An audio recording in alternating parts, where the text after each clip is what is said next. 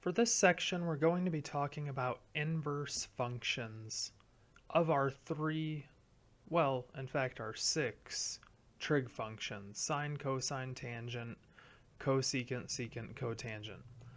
So, we introduce a fact that says given f of x equals sine of x, then f inverse of x is equal to sine inverse x. So this is our inverse function notation for any of our six trig functions. You just put the inverse symbol right after the trig function and then put the value inside of it. But it's important to remember when you're dealing with an inverse function, or in order to have an inverse function that is, you have to pass the horizontal line test. Meaning when we look at our original function f of x equals sine of x, which I've drawn below, this fails the horizontal line test. A horizontal line will intersect this graph at more than one point, so it doesn't technically have an inverse, which is why we need to think outside the box for these problems. If we were to limit the domain from negative pi over 2 to pi over 2,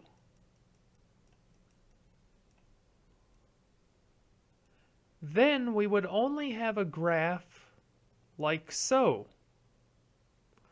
And this part of the graph of sine of x contains all of our range values. So we're not missing any y values that could be output, but it also passes the horizontal line test. So we restrict our graph of sine of x to this portion of the graph in red, from negative pi over 2 to pi over 2, and from negative 1 to positive 1 on the y-axis, so that we can find the inverse function. This passes the horizontal line test. So because we've done that, that means that whenever we take an inverse trig function, we have a limited range of angles that can be output. So you can plug any angle you want into sine. You can find sine of 500 degrees or sine of 2000 pi. But when you're finding sine inverse means you plug a value in, like sine inverse of square root 2 over 2, and you're finding the angle that is output from that. When you do that, you cannot get an answer like 500 pi, because if you did, you would be repeating your y values, which would mean that you are failing the horizontal line test. So we have to say that for sine inverse of x, you can only have values between negative pi over 2 and pi over 2 as your answer. So again, just to make this clear, these inverse functions are saying what angle did we put into the original function to get the value that we have. So you can only say that sine inverse is a value between negative pi over 2 and pi over 2. Cosine inverse can only be between 0 and pi. Tangent and cosecant can only be between negative pi over 2 and pi over 2, but cosecant cannot equal 0. If you did, it'd be undefined. Secant and cotangent have to be between 0 and pi, but secant cannot equal pi over 2. Again, it would cause it to be undefined. As for the domain of each of these functions, the domain is the old range values. So for example, remember sine and cosine, you could only get values between negative 1 and positive 1, which means when you plug in a value for this x in sine inverse, you can only plug in a value between negative 1 and positive 1. Meaning, if I said find sine inverse of 3, I'm saying what angle did I plug into sine to get a value of 3? Well, that's impossible. There is no angle that you can plug into sine to get a value of 3. We can see that clearly from sine's graph here. You can only get values between -1 and +1. So you need to keep track of what values could be output for each of our original trig functions when deciding the inverse function values. Okay, so from here, we want to find tangent inverse of 1. So, going through this, remember tangent inverse of 1 just represents some angle, which we'll call theta. So if we were to take tangent of each side of the equation, remember, if you take the inverse of each side of the equation, you cancel out your inverse function. So, tangent of tangent inverse of theta, the tangent and tangent inverse will cancel out, leaving us with theta equals, not theta, leaving us with 1, so this theta here should be a 1, I apologize. So 1 equals tangent of theta. And now that we have tangent of theta equals 1, we're saying what value, what angle did we plug into tangent to get a value of 1? And that angle, because we started with the inverse function, has to be between -π/2 and π/2. So what angle between -π/2 and +π/2 gives us 1 when we plug it into tangent? And from our unit circle, we know that that is π/4. So tangent inverse of 1 is equal to π/4, because when we plug π/4 into tangent, we get this 1. Okay, this next one is a little bit tricky, so we'll go through this together. Although if you want to try to pause the video and see if you can't figure it out on your own, you could go ahead and try that. But trying this together, we have secant inverse of -2. So again, we're going to set this equal to some angle theta. And to cancel out this secant inverse, we will take secant of each side of the equation, giving us secant of secant inverse of -2 equals secant of theta. Secant of secant inverse will cancel out, leaving us with -2 equals secant theta.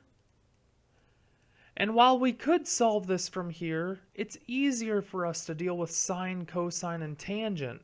So we're going to go ahead and convert this to cosine. We have -2 equals 1 over cosine theta, since secant is the reciprocal of cosine. And now if we put this -2 over 1, we can cross multiply to get -2 times cosine theta equals 1 times 1 is just 1. And dividing each side by -2, we get cosine of theta equals -1/2.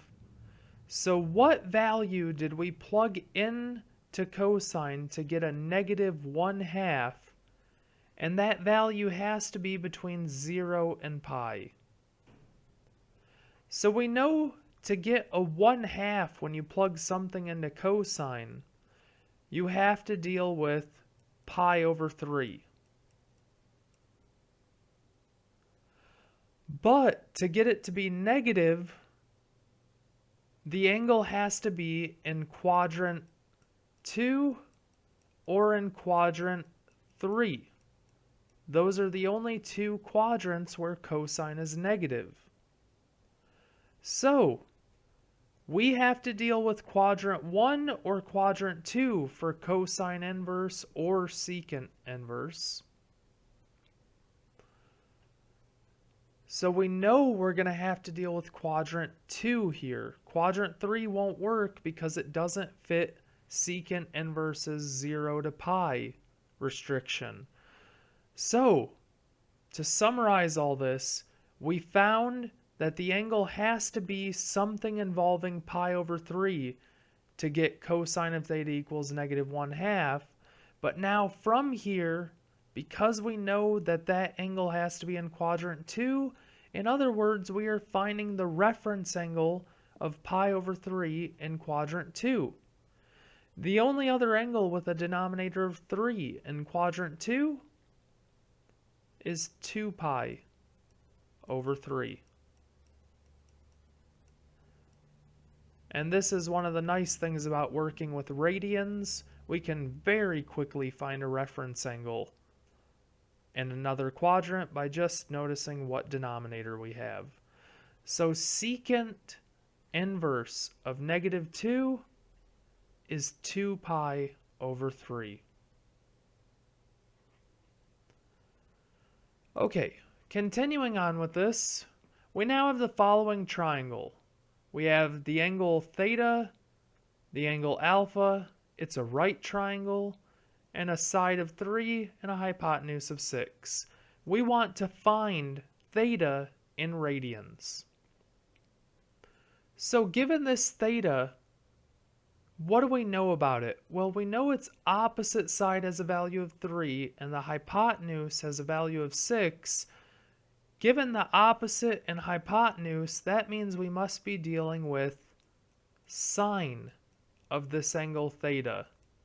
Sine of theta would be equal to 3 over 6, since it's equal to the opposite divided by the hypotenuse. So that means sine of theta is equal to 1/2. And from here to solve for theta, we're going to go ahead and take sine inverse of each side of the equation. In the previous problems, we were getting rid of the sine inverse or tangent inverse and so on, but that was just to show what's happening in those problems. In general, you want to solve for that value, theta, completely, so you don't want to leave it as sine of theta, you want to get theta alone. So we have theta equals sine inverse of 1/2. So remember, this is saying what value did we plug into sine to get 1/2?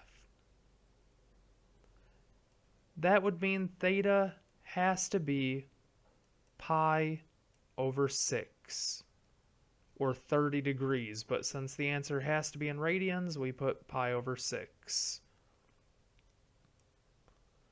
Remember, the answer had to be between negative pi over 2 and pi over 2 when you're dealing with sine inverse, but in this case, we are also dealing with a regular triangle. You can't have negative angles. So at the end of the day, we just deal with this as a standard angle in a triangle. Okay, from here, we now want to find alpha in degrees. Take a moment, try to find alpha. Pause the video, see what you can get through here. Okay, so solving for alpha, notice we were given the adjacent side of alpha and the hypotenuse, which means we're dealing with cosine of alpha equals adjacent over hypotenuse, or 3 over 6. So to solve for alpha, we're going to take cosine inverse of each side of the equation,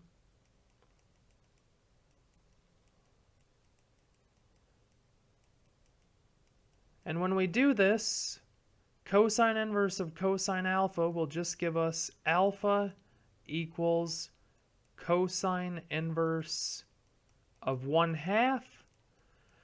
So what value did we plug into cosine to get a 1/2? That means alpha has to equal 60 degrees. We wanted our answer in degrees in this case, that's why we have 60 rather than pi over 3. Okay, continuing on with this, we now have the example cosine inverse of sine of negative 11 pi over 4. So the way we go through these problems is we start with the innermost parentheses and then work our way out. So we're going to start with this sine of negative 11 pi over 4.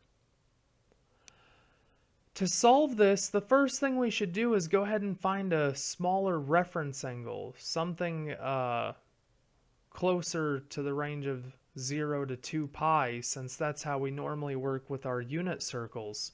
So we're going to take negative 11 pi over 4, and if we add 2 pi to it, that completes one rotation. It won't change the trig function value, the sine value. So we'll add 2 pi, which is the same thing as adding 8 pi over 4. And when we do that, we get negative 3 pi over 4. This is a little bit closer to the range we want, but again, it's not between 0 and 2 pi, so we're going to add 2 pi to it again, which means we're adding 8 pi over 4. This time that gives us 5 pi over 4.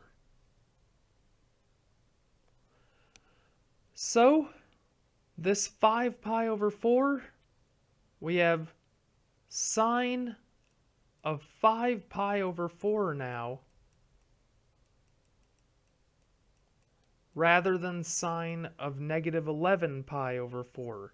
They both have the same value. We haven't changed the problem. So we can now find sine of 5 pi over 4 to start simplifying. Sine of 5 pi over 4, well, 5 pi over 4 is in quadrant 3. We have pi over 4 in quadrant 1, 3 pi over 4 in quadrant 2, 5 pi over 4 in quadrant 3, and 7 pi over 4 in quadrant 4. So we're in quadrant 3, which means sine is negative. It's less than 0.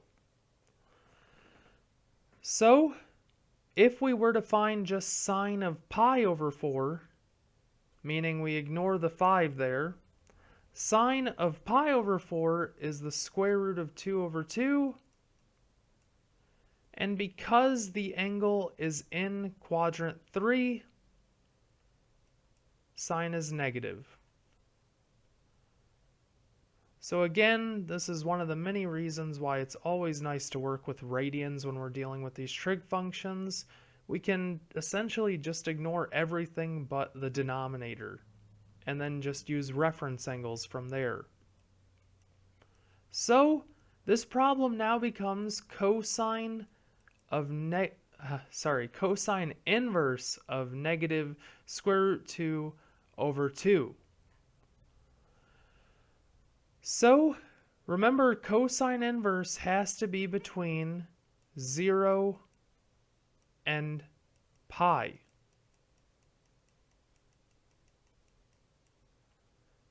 Zero and pi means that we're dealing with quadrants 1 or 2, because cosine is positive in quadrant 1 and it is negative in quadrant 2.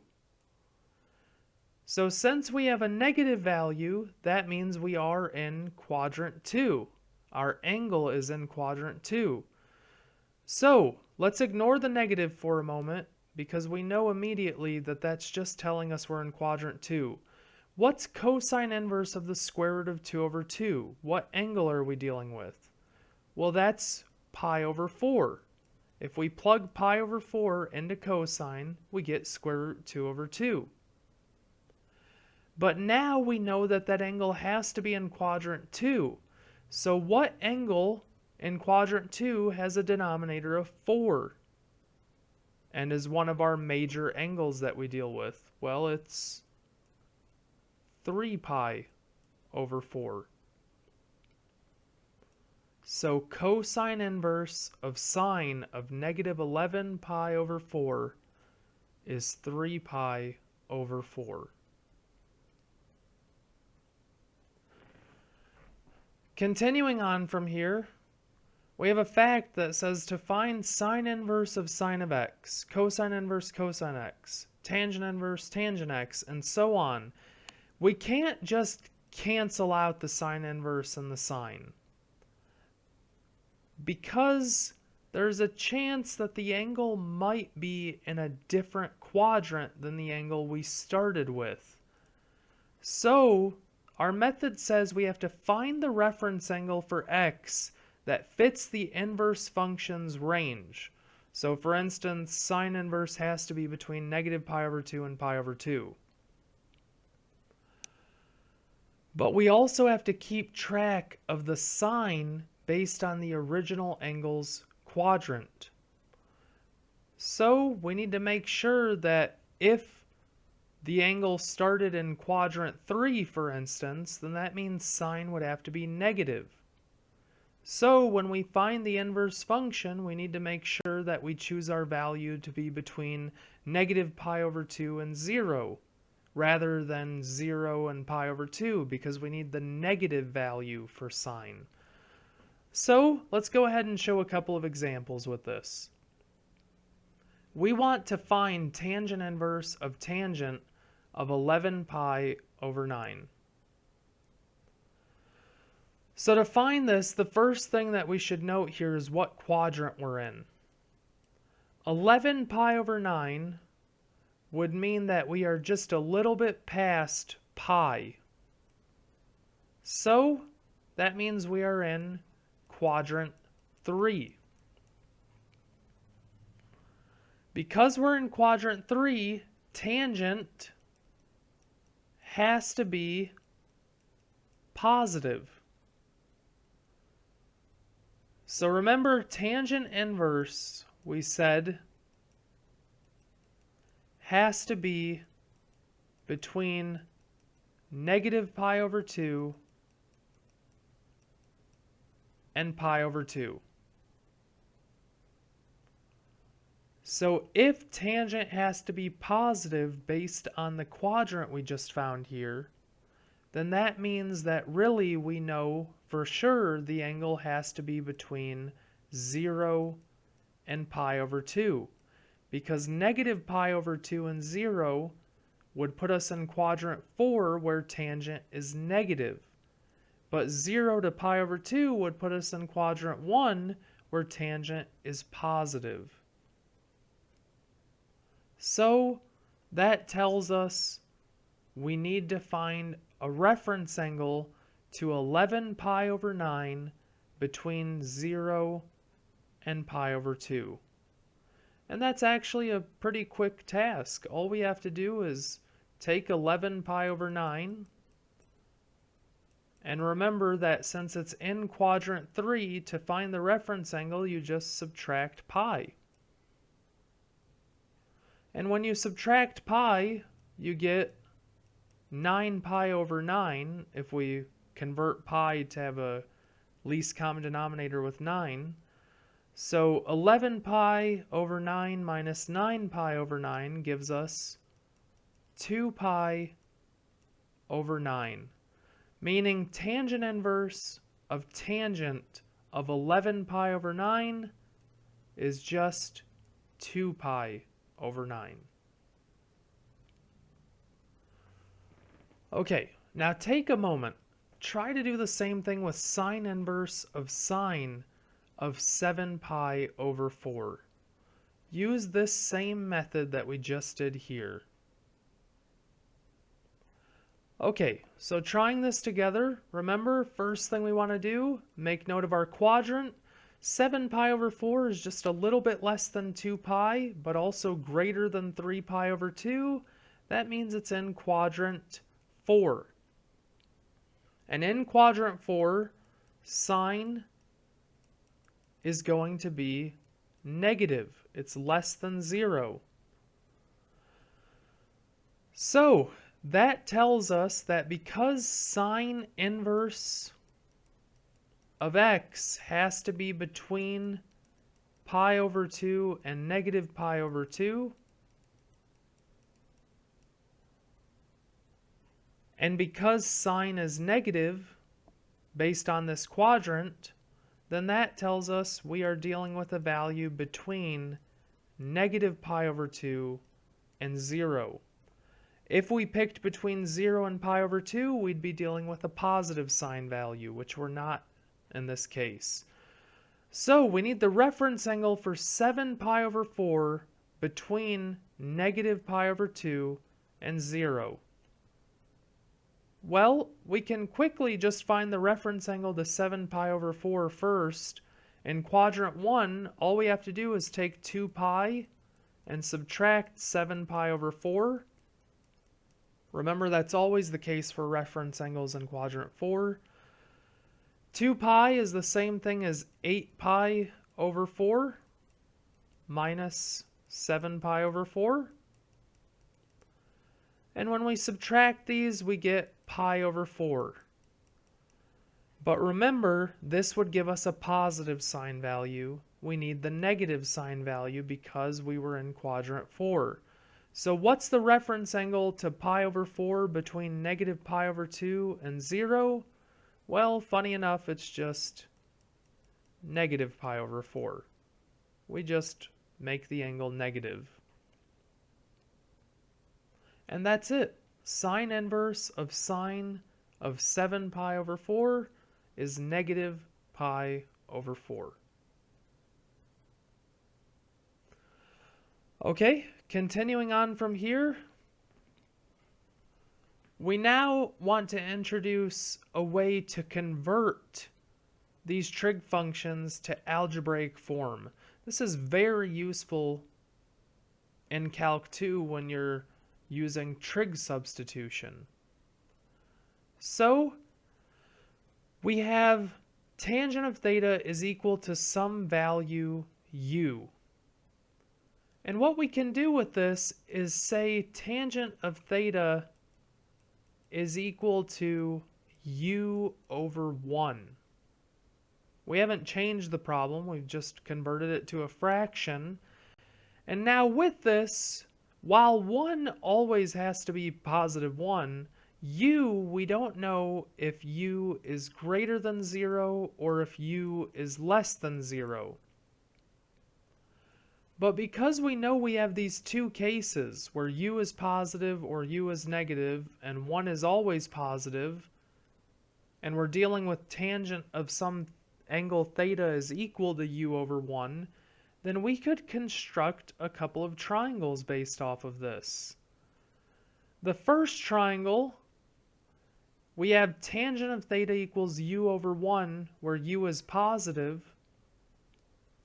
Remember, tangent is equal to the opposite side divided by the adjacent side. So if we constructed a right triangle here with some angle theta, then the opposite side of theta would be u, the adjacent side would be 1, and now if we did the same thing with a negative u, again we would have our angle theta, but in this case we have u such that u is negative.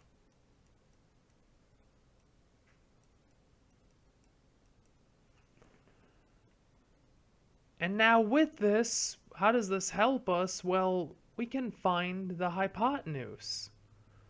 Using the Pythagorean theorem, we have that this side, which we'll let equal c, so we have a squared plus b squared equals c squared for the Pythagorean theorem, well, a could be the 1 or the u. It doesn't matter which one we pick.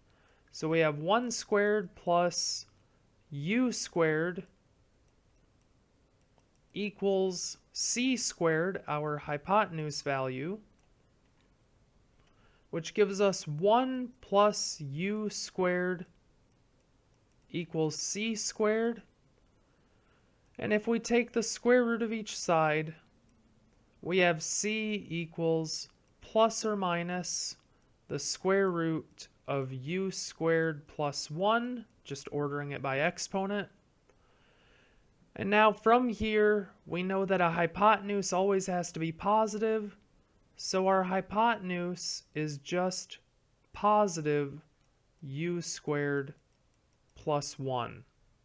So we've found a way to represent this hypotenuse in terms of an algebraic value rather than a trigonometric value. It doesn't depend on the angle theta, only on the value u. And this is true for both of the hypotenuses. So, from here, let's go ahead and try an example with this. We want to find cosine of sine inverse of x in terms of x. To start off with, we're going to take this inner value, sine inverse of x, and remember that whenever you're dealing with an inverse function, it's technically an angle.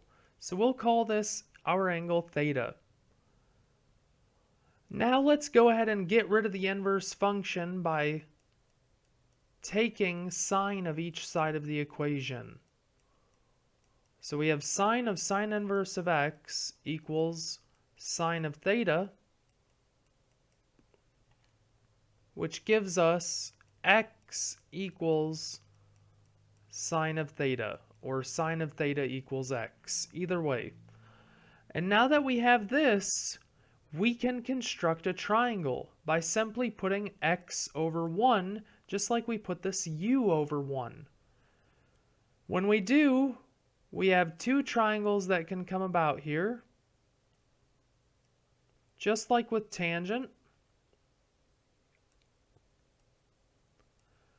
we have theta as our angle, and since it's equal to x over 1, since sine of theta is equal to x over 1, that's the opposite over the hypotenuse, so we get x over 1 and x over 1.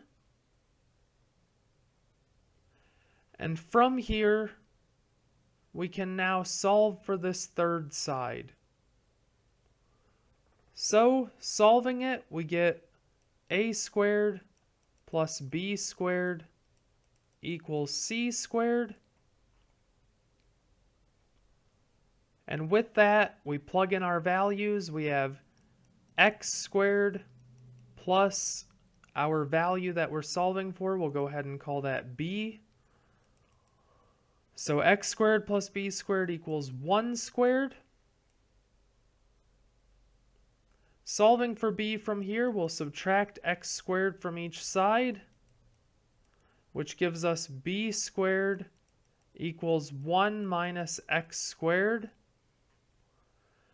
And finally, we'll take the square root of each side to get b equals plus or minus the square root of 1 minus x squared. Now this plus or minus is a bit tricky, because in this case, we don't know if this side was positive or negative. Theoretically, this angle could look like this even, with x and 1 and theta and a negative value here. So, we have to decide whether we want the positive value or whether we want the negative value. And there's a way that we can do this. We know that we're dealing with sine inverse of x. So sine inverse of x has to be between pi over 2 and negative pi over 2.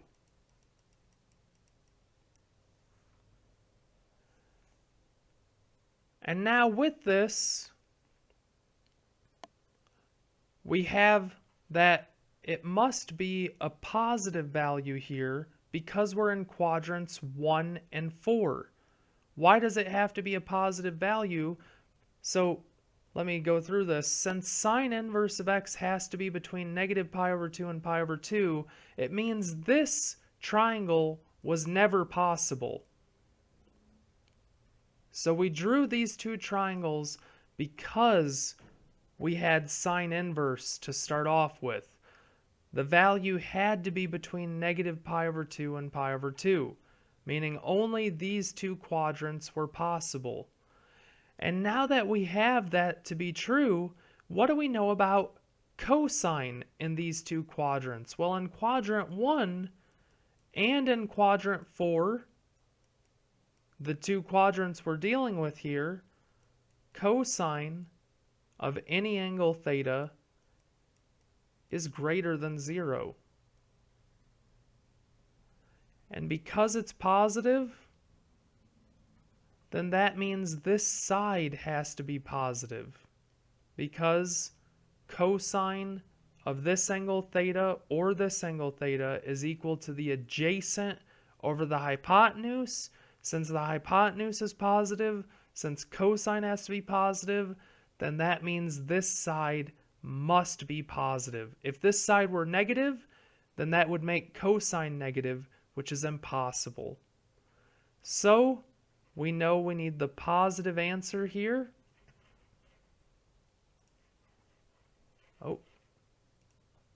Which gives us the positive square root of 1 minus x squared. So cosine of sine inverse of x, we could rewrite it as cosine of theta, since we set sine inverse of x equal to theta, meaning cosine of theta is equal to the adjacent side, which we just found is the square root of 1 minus x squared, over the hypotenuse, which we just said is 1. So cosine of theta equals the positive square root of 1 minus x squared. It is perfectly okay if this problem seemed a bit overwhelming. Just do your best to go back through it if any part of it kind of made you stumble a bit. One thing that I would suggest, which we didn't really do in this video, but is a very useful thing, is immediately when you are given your inverse function at the beginning of the problem, go ahead and write out this interval here, this inequality, so you know for sure that you are choosing the two correct triangles to draw. And that will allow you to more easily decide whether you want the positive or negative value when you take the square root of each side. But again, don't feel bad if this feels overwhelming. This is a very difficult concept to grasp. It takes a lot of time and a lot of practice.